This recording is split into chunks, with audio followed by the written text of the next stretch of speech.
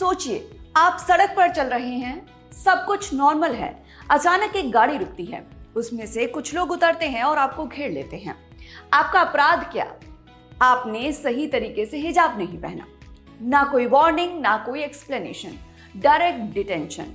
किसी फिल्म का सीन लग रहा होगा आपको, लेकिन अनफॉर्चुनेटली ये कोई मूवी सीन नहीं है, बल्कि ईरान की रियलिटी है, जहां मोरालिटी पुलिस, जिसे गाइडेंस पेट्रोल भी कहा जाता है, वो महिलाओं की जिंदगी को कंट्रोल करने का एक पावरफुल टूल बन चुका है।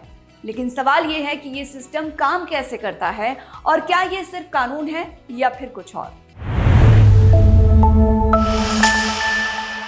ईरान की मोरालिटी पुलिस को आधिकारिक रूप से गश्ते इरशाद कहा जाता है, जिसका मतलब होता है गाइडेंस पेट्रोल। इसकी जड़ें 1979 के इस्लामिक रिवॉल्यूशन से जुड़ी हैं, जब ईरान एक सेकुलर मोनार्की से बदलकर एक इस्लामिक रिपब्लिक बना, तो सोसाइटी में स्ट्रिक्ट रिलीजियस रूल्स लागू किए गए। महिलाओं के लिए हिजाब मैंडेटरी कर दिया गया, पब्लिक बिहेवियर को रेगुलेट किया गया, वेस्टर्न इन्फ्लुएंस को कंट्रोल करने की कोशिश की गई। लेकिन ये सिर्फ रूल्स नहीं थे, ये एक आइडियोलॉजी थी, जिसमें सोसाइटी को एक स्पेसिफिक रिलीजियस फ्रेमवर्क में ढालना था, और इसी फ्रेमवर्क को एनफोर्स करने के लिए बनाई गई मोरालिटी पुलिस। अब समझते हैं कि ये सिस्टम ग्राउंड लेवल पर कैसे काम करता है। तो मोरालिटी पुलिस कोई हिडन फोर्स नहीं है, ये विजिबल है। ये खुलेआम सड़कों पर पेट्रोलिंग करती है, व्हाइट ग्रीन वैन्स में, पब्लिक स्पेसेस में, हर जगह। कहने को रूल सबके लिए हैं, निगरानी सबकी होती है, लेकिन फोकस ज्यादातर औरतों पर होता है, खासतौर से यंग वुमेन यानी नौजवान लड़कियों पर। इसके तहत किसी भी महिला को अचानक रोका जा सकता है, हिजाब प्रॉपर्ली कवर कर रहा है या नहीं ये चेक किया जाता है, देखा जा सकता है कि कपड़े लूज हैं, कहीं टाइट तो नहीं है। ये सिर्फ हिजाब तक सीमित नहीं है, इसकी जद में nail polish, makeup, hair visibility, coat की लेंथ, सब कुछ है। हर जगह स्क्रूटनी होती है। अगर पुलिस को लगे कि रूल्स वायलेट हो रहे हैं, तो वही वार्निंग मिल जाती है या फिर सीधे डिटेंशन किया जा सकता है। ह्यूमन राइट्स ऑर्गेनाइजेशंस और आई विटनेस रिपोर्ट्स के मुताबिक कई बार टोन एग्रेसिव होती है, जानबूझकर पब्लिक एम्बेरसमेंट क्रिएट किया जाता है, रेजिस्टेंस पर फोर्स इस्तेमाल किया जाता है। इसका मतलब कि सिर्फ चेकिंग नहीं होती, ये एक कांस्टेंट सर्विलांस सिस्टम है। अब बात करते हैं पनिशमेंट सिस्टम की, जो इस पूरे स्ट्रक्चर का सबसे पावरफुल हिस्सा माना जाता है।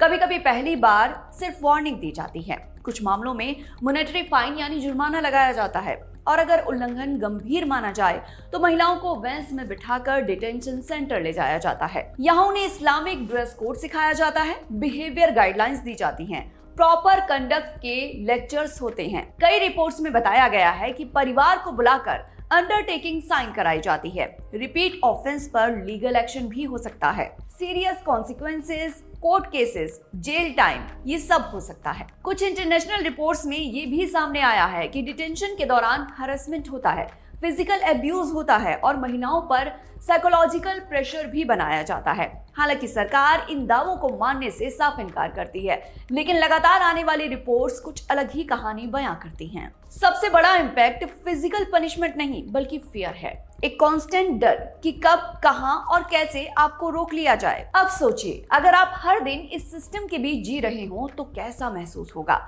घर से निकलने से पहले आप सोचते हैं, बार बार सेल्फ चेकिंग करते हैं कि हिजाब ठीक है या नहीं, आपने जो ड्रेस पहनी है उसकी लेंथ कितनी है, कहीं मेकअप ज्यादा तो नहीं लगा लिया। पब्लिक स्पेस में आप कॉन्स्टेंटली अवेयर रहते हैं कि कोई आपको ऑब्जर्व तो नहीं कर रहा है। इस तरह आपके फ्रीडम का कॉन्सेप्ट ही बदल दिया गया है।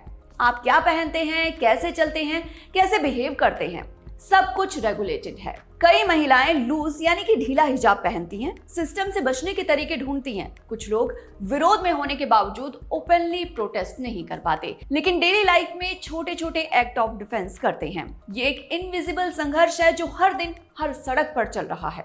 2022 में एक घटना ने पूरी दुनिया का ध्यान ईरान की तरफ खींचा। एक 22 साल की लड़की महसा अमीनी, उसे मोरालिटी पुलिस ने डिटेन किया। रीजन था इम्प्रॉपर हिजाब। कुछ ही घंटों के बाद वो लड़की कोमा में चली गई और फिर उसकी जिंदगी खत्म हो गई। सरकार ने हेल्थ इश्यूज का हवाला दिया और लोगों ने इस दलील को रिजेक्ट कर दिया। महिलाएं सड़कों पर आ गईं और हिजाब जलाने लगी, नारे गूंजने लगे, विमेन लाइफ फ्रीडम। ये विरोध प्रदर्शन सिर्फ ईरान तक सीमित नहीं रहा, बल्कि पूरी दुनिया में बहस का मसला बन गया और ये घटना सिस्टम के खिलाफ रेजिस्टेंस का प्रतीक बन गई। अब आते हैं सबसे कंट्रोवर्शियल सवाल पर कि क्या ये कल्चर है या फिर कंट्रोल। सपोर्ट्स की दलील है कि ये इस्लामिक वैल्यूज को प्रोटेक्ट करता है, सोसाइटी में मॉडेस्टी को मेंटेन करता है और at the end of discussion ये नेशनल आइडेंटिटी का हिस्सा है। वहीं क्रिटिक्स की दलील ठीक इसके विपरीत है कि ये महिलाओं की आजादी को रिस्ट्रिक्ट करता है, पर्सनल चॉइस को खत्म करता है और ये जेंडर बेस्ड कंट्रोल सिस्टम है।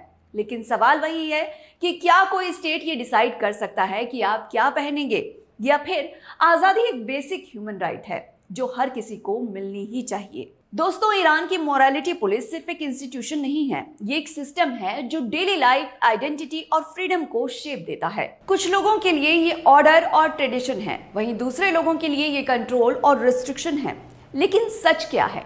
शायद जवाब पर्सपेक्टिव में ही छिपा है। आपकी निजी राय चाहे जो हो, लेकिन एक बात तो साफ है कि ये मुद्दा सिर्फ ईरान का नहीं है, ये फ्रीडम वर्सेस कंट्रोल की ग्लोबल डिबेट है। इसको लेकर आपकी क्या राय है, कमेंट बॉक्स में बताइए। और अगर आपको ऐसे पावरफुल रियल वर्ल्ड टॉपिक्स पर वीडियोस देखना पसंद है तो चैनल को सब्सक्राइब कीजिए, शेयर कीजिए ताकि अवेयरनेस बढ़ सके।